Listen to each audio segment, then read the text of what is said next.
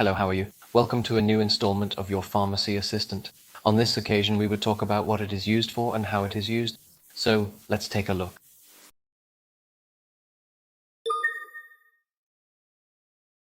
Hi everyone, today we're going to talk about gentamicin. This antibiotic is very strong and is used to treat serious infections caused by bacteria. Gentamicin is very useful for fighting urinary tract infections, severe respiratory infections, and some skin infections. It can also be used in more serious cases, such as heart or central nervous system infections. And how does it work? Gentamicin acts as a blocker, preventing bacteria from producing the proteins they need to grow and multiply. This is how it helps your body eliminate the infection. Let's talk about the dosage and how it's taken. It is extremely important that you follow your doctor's instructions to the letter. Gentamicin is usually given by injection. At first, the dose is usually higher to attack the infection quickly. Then, it is lowered to a maintenance dose. We can't forget the possible side effects.